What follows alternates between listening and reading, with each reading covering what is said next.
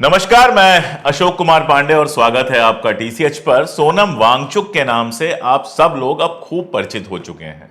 लगातार social media पर उनके वीडियोस आ रहे हैं। 20-21 दिन उन्होंने भूख हड़ताल की, सरकार ने कुछ सुना नहीं, उसके बाद भी लगातार वो वीडियोस बना रहे हैं, लगातार सामने आ रहे हैं, लगातार ये आरोप लगा रहे हैं कि लद्दाख के साथ बेईमानी हुई है, पहली बात, और दूसरी बात कि चीन लद्दाख में लगातार दखल करता चला जा रहा है।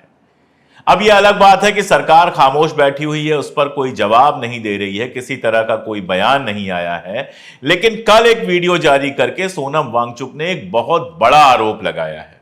इस वीडियो में उनका कहना है कि उनको एक एनोनिमस अनजाने आदमी का खत मिला और उस खत में यह लिखा है कि उनकी जो संस्था है उसके अकाउंट्स की जांच हो रही है, उसके अकाउंट सारे निकाल लिए गए हैं और उनके खिलाफ मनी लॉन्ड्रिंग का केस वैसे ही दर्ज करने का सारा मामला चल रहा है जैसे केजरीवाल के खिलाफ किया गया था। यानी उनको मनी लॉन्ड्रिंग मामले में लंबे समय तक जेल में डालने की तैयारी चल रही है। यह आरोप सोनम वांगचुक ने लगाया है एक अनजान खत के हवाले से। उनका यह भी कहना है कि यह जो अनजान खत है, यह खत या तो बैंक के किसी कर्मचारी का भेजा हुआ लगता है और या फिर बहुत संभव है कि जो जांच एजेंसीज हैं जिन्होंने सारे रिकॉर्ड्स निकलवाए हैं उनसे जुड़े किसी व्यक्ति ने यह खत भेजा हो। यानी बहुत सीधा मामला है कि सोनम वांगचुक ने पूरे लद्दाख में एक जो बड़ा आंदोलन चलाया। ऐसा लगता है अगर इस खत को और सोनम वांगचुक की बात को सही माने तो ऐसा लगता है कि सरकार इसके चलते उनको गिरफ्तार करने वाली है ताकि लद्दाख में कैसे भी माहौल खराब नहीं हो। असल में मैं आपको बता चुका हूं कि लद्दाख के अंदर जो है जब अलग हुए थे जम्मू कश्मीर और लद्दाख को जब अलग किया गया था और जम्मू और कश्मीर को एक यूनियन टेरिटरी बना दिया गया था तो लद्दाख में एकदम खुशी का माहौल था। वहां के लोग बहुत खुश थे। कारण यह था कि बहुत लंबी अदावत जम्मू और कश्मीर के साथ उनकी चलती चली आ रही है। कश्मीर के राजा ने एक जमाने में लद्दाख पर कब्जा किया था। लद्दाख पे कब्जा करने के बाद वहां की जो मॉनेस्ट्रीज वगैरह हैं उनको नुकसान पहुंचाया था। वहां के राजा को महल से बाहर निकाल दिया था, महल में तोड़ फोड़ हुई थी, इतिहास में यह सब हुआ था और उसका एक गुस्सा लगातार रहा है और आरोप लद्दाख ये लगाता रहा कि आजादी के बाद भी कश्मीर ने उसको वो हक नहीं दिया है जो हक मिलना चाहिए था। और उसे लग ये रहा था कि 370 हटने के बाद जब वो जम्मू कश्मीर से आजाद हो गया, अलग हो गया, तो अब उसको उसके सारे हकों हुकूक मिल जाएंगे। लेकिन हुआ उल्टा। जितने वादे किए गए थे उसमें से एक भी वादा नहीं पूरा हुआ। 6 शेड्यूल में डालने की बात थी जिससे उसको एक आदिवासी क्षेत्र के सारे अधिकार मिल सकें, वो भी नहीं दिया गया।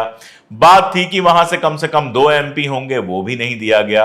राज्यसभा एमपी की बात थी, वो भी नहीं दिया गया। और तो और वहां जमीनों की लूट जारी है। बड़े बड़े जो पूंजीपति हैं वहां जाके जमीन खरीद रहे हैं, होटल्स बना रहे हैं। इन सब चीजों को लेके लद्दाख के अंदर एक गुस्सा था जो हमने देखा था कि पिछली बार जब वहां नगरपालिका का चुनाव हुआ था तो उसमें भारतीय जनता पार्टी का कैंडिडेट बुरी तरह से हारा था। कांग्रेस और एनसी ने मिलकर नगरपालिका पर कब्जा किया था। अब भले एक तरफ सोनम वांगचुक की आवाज को दबाने की कोशिश हो रही हो, उनको जेल में डालने की कोशिश हो रही हो, लेकिन साथ साथ एक और बड़ी मजेदार खबर आई कल। और वो खबर यह है कि भारतीय जनता पार्टी ने वहां से जो उसके पहले एमपी थे, जमयांग शेरिंग नामग्याल, जो वहां के एमपी थे, पहले एमपी थे, आप अक्सर उनको संसद के अंदर जो है कांग्रेस पर हमला करते हुए और बाकी सारा कुछ करते हुए देख चुके होंगे। प्रधानमंत्री ने भी उनकी तारीफ की थी। उनका टिकट काट दिया गया है और उनका टिकट काट करके लद्दाख ऑटोनॉमस हिल डेवलपमेंट काउंसिल के ताशी गायलसन को टिकट दिया गया है। यानी जो उनके 5 साल के सिटिंग एमपी थे, जिनका मोदी ने भी बहुत सारी तारीफ जिनकी की थी, जो संसद में बड़ा उछल उछल के बोलते थे, 370 जब हटाया गया था तो लद्दाख के लोगों के अधिकार के बारे में मुट्ठियां तान तान के संसद के अंदर बोल रहे थे, जो वीडियो वायरल किया गया था और यह कहा गया था कि देखो लद्दाख के लोग हमारे साथ हैं, उनको वहां से हटा दिया गया, उनका टिकट काट दिया गया। भारतीय जनता पार्टी के समझ में आ गया कि अगर कैंडिडेट नहीं बदलेंगे तो भारतीय जनता पार्टी से जो नाराजगी है वो और ज्यादा आएगी। ये जो नए कैंडिडेट हैं वो, जैसा मैंने आपको बताया कि लद्दाख ऑटोनॉमस हिल डेवलपमेंट काउंसिल जो बनी थी उसके ये सीसी हैं, उसके चीफ एग्जीक्यूटिव काउंसिलर हैं। युवा मोर्चा से जुड़े रहे हैं, हालांकि बहुत लंबे समय तक बीजेपी से गायब भी रहे, दूसरी पार्टियों में रहे, बाद में वापस लौट आए। इनकी शुरुआत लेकिन भारतीय जनता पार्टी से ही हुई थी और ये भी लद्दाख के लिए एक यूनियन टेरिटरी स्टेटस तो मांगते हैं, लेकिन 6 शेड्यूल पे खामोश रह जाते हैं। इनका कहना यह है कि आपसी बातचीत से मामला सुलझाया जाना चाहिए। कुल मिला जुलाकर जो आग लगी है लद्दाख के अंदर सोनम वांगचुक के आंदोलन से, उस पर पानी छिड़कने का प्रयास है कैंडिडेट बदल के। एक और कारण हो सकता है और वो बड़ा कारण है। कारण यह है कि नामग्याल साहब की जो पत्नी है वो जेएनयू की स्टूडेंट है। राहुल कमल का एक इंटरव्यू उनके साथ वायरल हुआ था। राहुल कमल उनके घर गए थे, खा पी रहे थे और उस समय बातचीत में नामग्याल की पत्नी ने कहा कि जो टुकड़े वाला नारा है, भारत तेरे टुकड़े होंगे वाला नारा है, जो अक्सर कन्हैया के साथ जोड़कर चलाया जाता है, वो गलत है। जब ये सारा कुछ हो रहा था तो कन्हैया वहां पर था भी नहीं। अब कांग्रेस ने और बाकी लोगों ने इस वीडियो को जबरदस्त तरीके से वायरल किया। आप सिर्फ लिख देंगे तो इसके खबरें मिल जाएंगी, इसके वीडियोज 50 जगह मिल जाएंगे।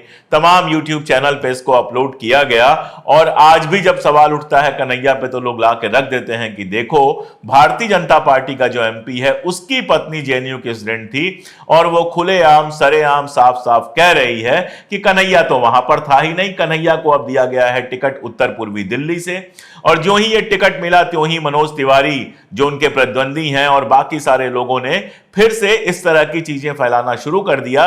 तो जाहिर है जब इस तरह की चीज फैलेगी तो इसका जवाब भी आएगा। तो एक कारण यह हो सकता है कि पत्नी के सच बोलने की जो गलती थी, सच बोलना भारतीय जनता पार्टी के लिए एक बहुत बड़ी गलती है, तो पत्नी के सच बोलने की जो गलती थी नामग्याल साहब को, उसकी भी कीमत चुकानी पड़ी और नामग्याल साहब का टिकट कट गया है।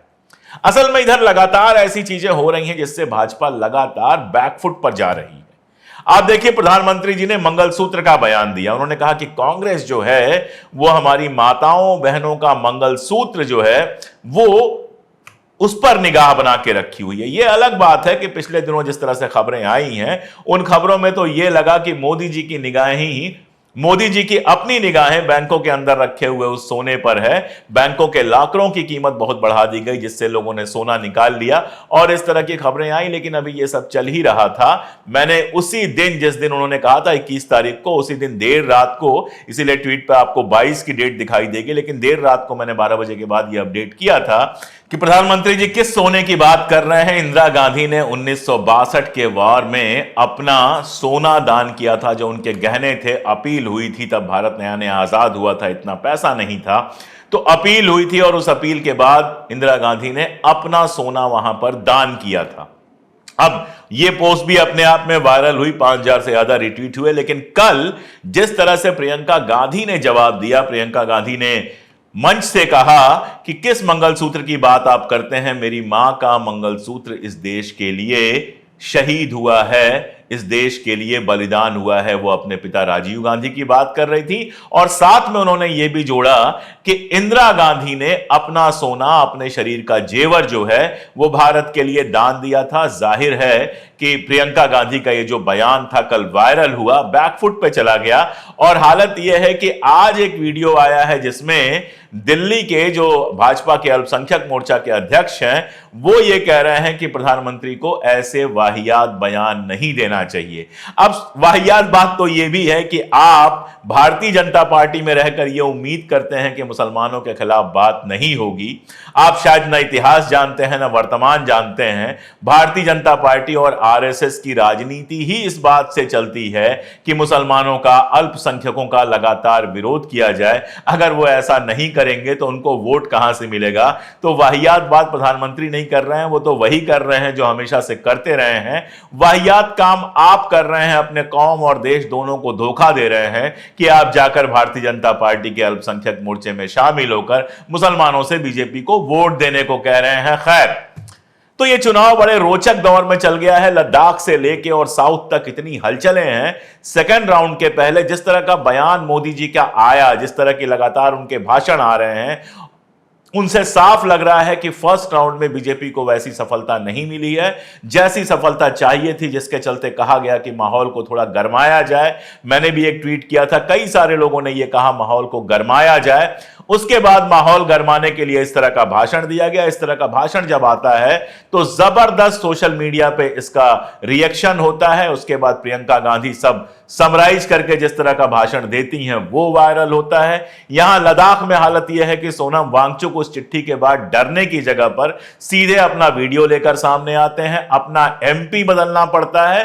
तो सूरत में खेल करने के बावजूद, सूरत उनकी अपनी सीट थी, 3-4 लाख से हर बार जीतते थे, वहां पर यह खेल करने के बावजूद आज बीजेपी उतने शांति से नहीं लग रही है, उतने कॉन्फिडेंस में नहीं लग रही है जितना कॉन्फिडेंस तब दिख रहा था जब 400 पार का नारा लग रहा था। लगातार बैकफुट पे जा रही है। और कई बार ऐसा होता है कि ओवर कॉन्फिडेंस में, कई बार ऐसा होता है कि जब आपको लगता है कि अब मैं एकदम सारी दुनिया से अलग हो गया, मुझे कौन हरा सकता है, तभी आप गलतियां करना शुरू करते हैं। और ये गलतियां कई बार आपको भी बहुत भारी पड़ती हैं और आपकी पार्टी को भी बहुत भारी पड़ती हैं। अगर सोनम वांगचुक को गिरफ्तार किया गया तो वो इतना बड़ा निगेटिव न्यूज होगा कि भारतीय जनता पार्टी के लिए उसको दबा पाना बहुत मुश्किल होगा। वो कोई पॉलिटिकल लीडर नहीं है, वो एक सामाजिक कार्यकर्ता हैं जिनकी लद्दाख में ही नहीं, हिंदुस्तान में ही नहीं, पूरी दुनिया में बहुत इज्जत है। इसलिए मैं तो अपील यही करूंगा कि अगर ये चिट्ठी सच है तो इस तरह की कार्रवाई रोकी जाए, उनसे बात किया जाए, कोई सलूशन निकाला जाए। इस तरह से जो बोले उसको धमका के बिठा देने की जो कोशिश है वो कम से कम डेमोक्रेसी तो नहीं ही है। आज के लिए इतना ही, बहुत शुक्रिया।